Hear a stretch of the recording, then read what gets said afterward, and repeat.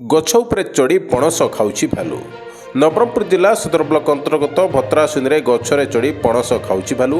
ଭୟଭୀତ ଗ୍ରାମବାସୀ ବନ ବିଭାଗକୁ ଦେଲେ ସୂଚନା।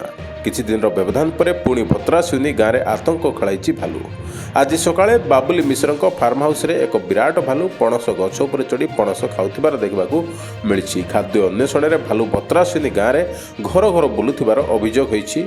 ଭୟରେ ଗ୍ରାମବାସୀ ନିଜ ବିଲ ବାଡ଼ିକୁ ଯାଇପାରୁନାହାନ୍ତି। ଗତ କିଛି ମାସ ତଳେ ଭାଲୁ ଆକ୍ରମଣରେ ଜଣେ ବ୍ୟକ୍ତିଙ୍କ ମୃତ୍ୟୁ ଘଟିଥିଲା ଏବଂ ନରହନ୍ତା ଭାଲୁକୁ ପିଟି ପିଟି ମାରିଦେଇଥିଲେ। ଏବେ ପୁଣି କିଛି ଦିନ ହେବ ଭାଲୁ ଗାଁର ଘର ଘର ବୁଲୁଛି।